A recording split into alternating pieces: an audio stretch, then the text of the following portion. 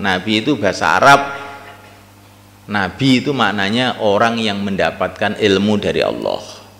Nabiun, nabiyun, fa'ilun, maknanya orang yang mendapatkan ilmu dari Allah. Supaya kita ini dapat warisannya Nabi ini, kita harus taklim. Dan Nabi itu adalah Rasul. Rasul itu yang menyampaikan agama kepada umat. Supaya dapat warisannya Rasul harus dakwah. Maka kerja kita ini prinsipnya dua itu, taklim dan dakwah. Kalau nggak ada taklim, nanti itu seperti nabi palsu di Pakistan itu, Mirza Ghulam Ahmad. Nggak punya ilmu, nggak nerima wahyu, kok tahu-tahu jadi Rasul dia ini. Akhirnya gendeng, menyesatkan orang. Itu Mirza itu, Ahmadiyah itu. Nggak terima wahyu, tahu-tahu jadi Rasul.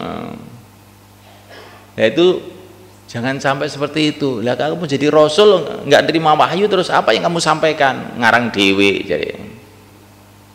Nah, begitu juga kita ini semalakan dakwah, taklimnya terus kuat. Taklimnya harus kuat. Taklim fadhail sebagaimana yang di mufakati kita bersama, insyaallah malaikan. Taklim masail juga kepada para ulama. Tapi yang ini ada pesan lagi dari Rasulullah SAW. Kamu dengar loh ini ya. Ini bukan bicara khilafiyah loh ini. Ini hadis sahih ini. Rasulullah itu pesan. Ini agak rahasia sedikit ya. Biar melek kamu maksud saya gitu. Rasulullah itu lo pesen. Pesennya gimana? Idza ra'aitum ikhtilafan fa'alaikum bisawadil aqdam. Kalau kamu melihat perbedaan-perbedaan pendapat, ikuti pendapatnya ulama yang paling banyak. Ringkasnya terjemahnya begitu. Lah ulama yang paling banyak itu ulama yang ikut mazhab 4. Ini ikut mazhab Hanafi itu di India, Pakistan, Bangladesh, Turki, itu orang-orang Hanafi. Syafi'iyah, orang Indonesia, orang Mesir, Yaman, banyak Syafi'iyah. Di Maroko sana orang-orang Malikiyah, mazhab Malik. Jadi mengikuti mazhab 4 ini penting melekan. Karena kalau kita tidak mengikuti mazhab 4, nanti akan terjadi 1000 madhab, umat berpecah belah tidak karu-karuan. Madhab 4 itu ringkesannya pendapatnya para sahabat. Apa tuh madhab 4 itu? Ringkesannya pendapatnya para sahabat yang madhab 4 itu. Kalau ikut madhab 4 berarti ikut sahabat. Dan itulah jumhurul ummah, kebanyakan umat Islam, kebanyakan para ulama di seluruh dunia. Pesan Nabi, kalau ada perbedaan pendapat, ikuti pendapat jumhurul ulama itu. Insyaallah malaikat. Ini bicara khilafiyah bukan? Ini pesan Nabi kok khilafiyah. Ini bukan bicara khilafiyah, ini pesan Nabi. Ini orang lama-lama dalam dakwah itu harus jelas malaikat. Supaya kita ini tidak sembarang aja mengikuti pendapat orang. Kita mengikuti pendapat jumhurul ulama. Insyaallah malaikat. Itu selamat kita nanti. Karena sekarang ini zaman semua orang jadi mufti, semua orang jadi imam. Ya. Sampai ada imam namanya Imam Samudro. Imam Samudro itu ya eneng. Ya. Semua orang ngaku jadi imam. Maka kita ini dalam memahami kitabullah sunnah Nabi itu harus melalui orang-orang ahlinya. Kalau tidak nanti celaka kita. Semua orang aku jadi dokter, bikin resep masing-masing, jebol perut kita. Yang berhak jadi dokter itu hanya yang sudah sekolah di fakultas kedokteran sekian tahun, dapat stempel, lulus, ya, baru boleh jadi dokter bikin resep. Begitu juga yang fatwa agama itu harus orang-orang yang punya silsilah keilmuan kepada ulama-ulama sebelumnya, kepada para sahabat, kepada Rasulullah. Kalau tidak begitu nanti mesti seenaknya sendiri. Ini zaman harus hati-hati kita. Nah, mulai kan kita lihat di Pakistan, di India, di Bangladesh, itu mereka itu semua berpegang satu madhab. Akhirnya itu relatif mudah rukun umat itu. Tidak semua orang boleh beri fatwa. Kurikulum pesantrennya pun seluruh negeri sama, sehingga yang disampaikan itu jadinya sama. Maka ini termasuk anugerah Allah kepada umat ini dengan adanya madhab-madhab itu sebetulnya anugerah Allah supaya umat ini tidak berpecah belah. Insya Allah malaikat. Ini juru utama loh malaikat. Ini kita harus paham betul perkara seperti ini. Masail yang sudah dimufakati, fadilah amal, fadilah sedekah, muntakhab, haitus sahabat, jangan sampai nggak punya itu. Dan cetakan yang terbaru yang sampulnya hijau itu, insya Allah malaikat, itu karena yang terjemah itu tim, insya Allah itu lebih mudah untuk dipahami, karena itu yang terjemah itu banyak orang, bukan satu orang, sudah dipertimbangkan dari berbagai-bagai arah. Mungkin itu terjemahnya tidak sama letterlek persis seperti apa itu yang di Urdu itu, tapi itulah yang sudah dipertimbangkan itu supaya tidak menimbulkan salah paham. Maka orang-orang lama itu fadil amal itu yang cetakan terbaru yang sudah yang dari kebun jeruk itu, insya Allah malaikat, supaya pemahamannya itu jelas gitu loh malaikat. Sama aja semuanya terjemahan itu, tapi ini dicarikan bagaimana susunan yang mudah sehingga nanti kita menyampaikan kepada umat itu juga mudah. Nanti kalau kitab taklimnya itu sudah tidak jelas, nanti kita menyampaikan pun juga dengan cara yang tidak jelas. Hadirin dimuliakan Allah Ta'ala, semua ini tertib-tertib ini penting, tapi yang terpenting lagi adalah yakin kepada Allah, bahwa segala sesuatu terjadi hanya dengan kudrat Allah. Tidak mungkin apapun terjadi tanpa kudrat Allah. La haula wala quwata illa billah. Sehingga dimanapun kita pergi, dimanapun kita berada, hati kita senantiasa kepada Allah. Siapa yang hatinya senantiasa kepada Allah, nanti kerjanya barokah. Kita taskil nyateti itu apa, pakai apa, mesin apa, hati kita kepada Allah. Itu cuma tulisan, tapi kalau yang nulis itu Sayyidina Umar radhiyallahu ta'ala anhu. Sayyidina Umar pernah kirim surat ke Sungai Nil. Kok Sungai Nil kok dikirimi surat itu bagaimana? Nah, inilah pemikiran Sayyidina Umar itu memang kadang-kadang kita nggak sampai. Bukan Sungai Nil yang dikirimi surat, sebetulnya itu. Tapi Sayyidina Umar itu menampakkan apa isi hatinya itu kepada Allah sebetulnya itu. Dan akhirnya itu kepada Sungai Nil. Sungai Nil ini nggak paham. Tapi Allah maha paham. Nah, itu saya Sungai Nil, kamu itu ngalir itu waktu itu kering Sungai Nil. Karena mau kamu sendiri apa maunya Allah toh? Kamu itu ngalir ke maunya Allah, saya minta kepada Allah agar mengalirkan kamu. Buang langsung banjir sampai sekarang. Nah, tim taskil ini begitu. Kalau tim taskil itu hatinya kepada Allah seperti Sayyidina Umar, maka nanti jamaah kertas jadi jamaah cash. Insyaallah malaikat. Raja Romawi, Kaisar Romawi. Beliau ini sakit, kepalanya pusing aja, obatnya apa aja nggak mempan. Akhirnya dia kirim utusan, padahal ini Rom ini perang terus sama orang Islam, tapi kirim utusan ke Madinah minta obat kepada Sayyidina Umar. Kan aneh mereka. Yang Sayyidina Umar ini bukan tabib kok dimintai obat, kan ya aneh. Itulah kehebatan Islam kalau dikerjakan. Sampai orang kafir itu merasa perlu dengan orang Islam.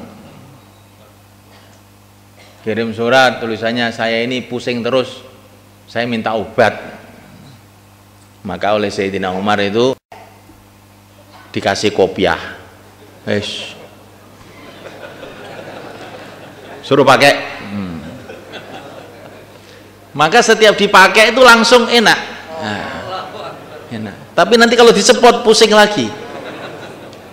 Sehingga Raja Rom ini heran, ini kopiahnya ada apanya tuh sebetulnya. Tadi buka, di situ ada tulisan Bismillahirrahmanirrahim. Oh, ini barangkali ini. Nah, enak ya, enak. Jadi kalau ada kiai-kiai nulis-nulis begitu jangan kamu bid'ahkan. Itu Sayyidina Umar dulu sudah buat gitu. Kiai dukun musyrik bid'ah sik to. Iki lo ngerti apa? So melok-melok. Maka semalekan Allah Ta'ala hati kepada Allah, nanti tulisan pun barokah, suratnya barokah, keluarganya barokah, hatinya kepada Allah dalam urusan apa saja.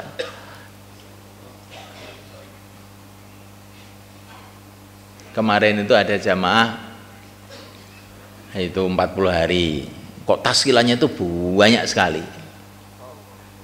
Jadi selama 40 hari itu bisa mengeluarkan 40 jamaah. Maka itu sampai di sini saya tanya, kamu tuh punya amalan apa? Kok bisa mengeluarkan jamaah banyak betul kamu itu? Ya itu saya ngamalkan bayan itu. Bayan apa? Pokoknya saya itu kalau ngomong hati saya itu kepada Allah aja. Allah yang akan mengeluarkan dia. Saya bicara biasa aja. Tapi hati saya itu pokoknya Allah yang akan keluarkan, Allah yang akan keluarkan. Kok tahu tuh pada keluar tuh orang-orang itu katanya. Ini bukan Sayyidina Umar, ini orang sekarang. Insya Allah di sini juga orangnya itu. Nah. Jadi kita ini usaha belajar hati kita kepada Allah dalam segala urusan. Melihat apa-apa dengan iman. Baik dalam menghadapi perkara-perkara yang menyenangkan atau menyusahkan, cocok nggak cocok, hati kita kepada Allah. Itu yang membuat hal-hal yang tidak cocok itu juga Allah. Kamu hadapkan kepada Allah, jangan kamu melihat itu dia ini yang bikin masalah aja. Sudah, itu Allah bikin begitu untuk nguji kamu bagaimana. Allah mematikan kamu juga bisa, matikan dia juga bisa. Nah, ini setan ini, Allah tuh berkuasa untuk mematikan setan juga kuasa. Nah, kenapa Allah menciptakan setan? Untuk uji kamu.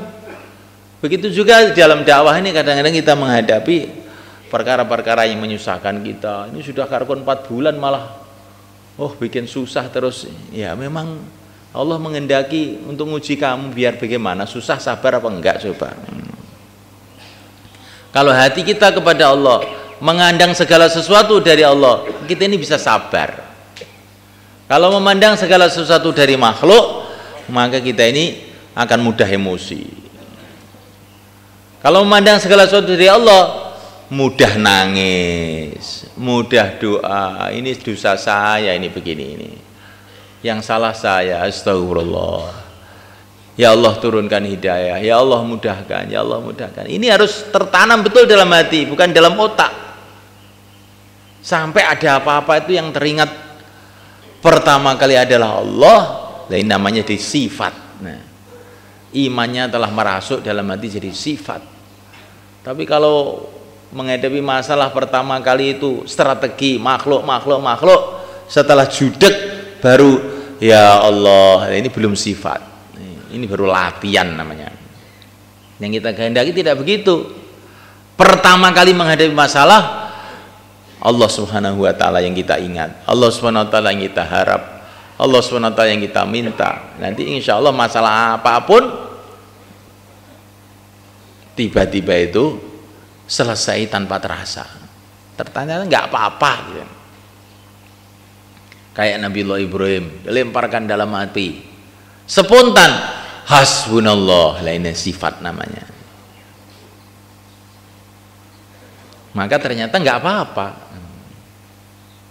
Sayyidina Abdurrahman bin Auf radhiyallahu ta'ala anhu ketika di Uhud dibacok sama orang kafir, beliau tangkis begitu, maka ditegur oleh Nabi, oh keliru. Umpama kamu tadi dibacok mengucapkan bismillah, kamu akan diangkat oleh malaikat ke langit. Kalau kita baca bismillah dalam keadaan tenang begini, mudzakarah, ayo bismillah, tawakkaltu 'ala Allah, itu yang mudah.